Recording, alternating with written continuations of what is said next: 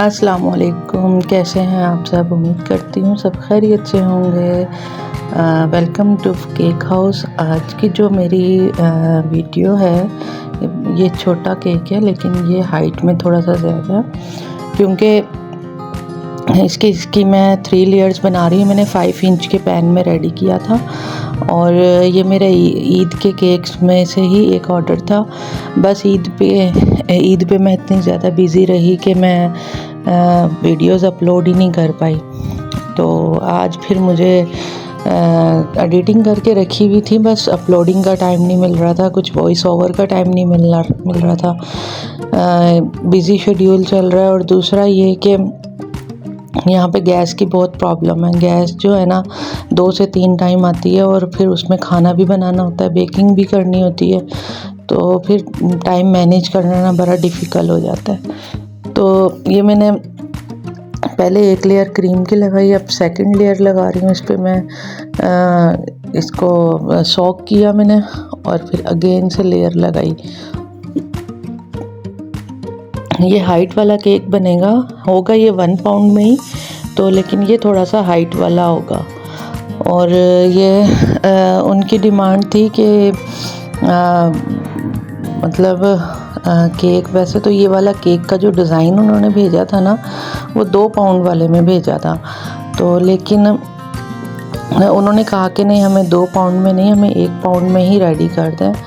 तो फिर मैंने स्टार्ट किया और फिर मैंने कहा चले मुश्किल तो होगी, चले बना देती हूँ, क्योंकि बड़े केक को हैंडल करना आसान है, छोटे केक की लेयर करना और फिर उसको कवर करना क्रीम के साथ, ये बड़ा मुश्किल होता है। एक तो स्पंज में जिस टाइम हम स्पैचुला के साथ उसको लेयरिंग करते हैं और उसकी सेटिंग करते हैं ना, तो वो सही तरीके से स्पैचुला चल ही नहीं पाता। तो ऐसे हाइटेड केक जो होते हैं ये 2 पाउंड में ही ज़्यादा अच्छे बनते हैं, 1 पाउंड में नहीं इतने अच्छे बनते, 2 पाउंड में ज़्यादा अच्छे बनते हैं। तो मैं अपने कस्टमर से यही गुजारिश करूँगी कि आप लोगों ने जब भी कोई हाइटेड केक बनवाना हो तो वो 2 पाउंड में रेडी करवाएं। 1 पाउंड में उसका वो डिज़ाइन लुक तो आपको मिल जाएगा, लेकिन उसकी वो बनाने वाला, जैसे उसे कवर करना बड़ा मुश्किल होता है। ये देखें ना, पहले मैं स्लो कर रही हूँ और फिर एकदम फिर मैंने इसको थोड़ा फास्ट किया। अब इसकी मैंने क्रम कोटिंग कर ली है। अब ये क्रम कोटिंग करके मैं इसको कुछ देर के लिए रख दूँगी, 5-10 मिनट के लिए फ्रिज में, और फिर उसके बाद इसकी फ़ाइनल आइसिंग करूँगी।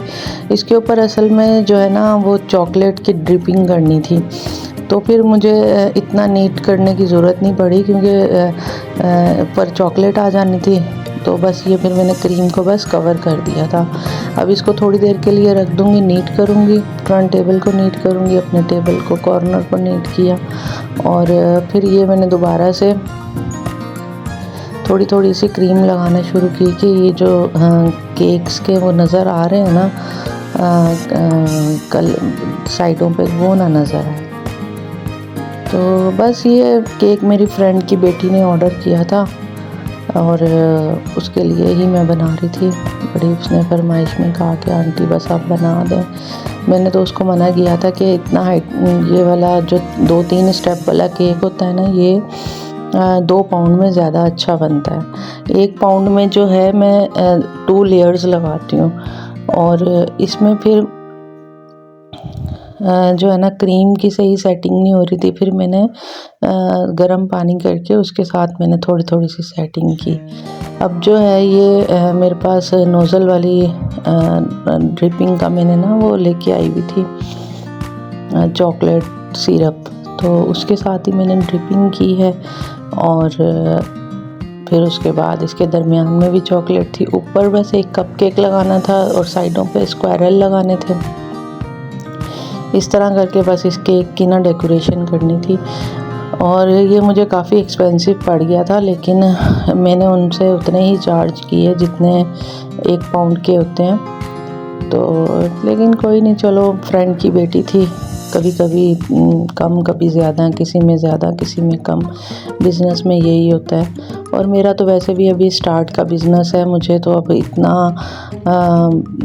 प्रॉफिट हो भी नहीं रहा। बस ये है कि बस मैं अपने क्लाइंट्स बनाने लगी हुई हूँ कि अच्छे से मेरे क्लाइंट बन जाएं और कस्टमर का रिव्यू अच्छा आता रहे और मेरे केक्स का टेस्ट है ना वो उनको पसंद आए। तो बस अभी तो फ़िलहाल जो है सारी एफ़र्ट ही चल रही है। अभी इसमें प्रॉफिट तो मुझे कोई नहीं नज़र आ रहा, क्योंकि अभी तक मैं अच्छा खासा अमाउंट जो है ना अपने इस बिज़नेस पे लगा चुकी हूँ। और चलें कोई नहीं, अल्लाह ताला मदद करने वाला है। बस इसमें यही है कि अगर आप डेली के 8-10 ऑर्डर लेते हैं तो फिर आपको इसमें फ़ायदा है बेकिंग वाले काम में, फिर आपका बजट आपको समझ आता है। अगर आप वीक में 2-3 बना रहे हैं तो वो आपको इतना प्रॉफिट नहीं देगा। तो बस अल्लाह ताला से दुआ है कि वो मदद करने वाले हैं। इंशाल्लाह यहाँ तक अल्लाह ने पहुँचाया है, आगे भी वो मदद करेंगे। तो फिर उसके बाद इन्होंने अल्फ़ाबेट लिखवाए थे, कहा था कि नेम लिख देना हैप्पी बर्थडे फ़ातिमा। हालांकि उसकी बर्थडे नहीं थी, कि उसकी बर्थडे गुजर चुकी थी। बस ऐਵੇਂ ही उसने ना कहा कि आंटी लिख देना, तो हम वैसे ही केक काट के ना एंजॉय करेंगे। ईद है, ईद का 2nd डे था शायद, हाँ जी 2nd डे था।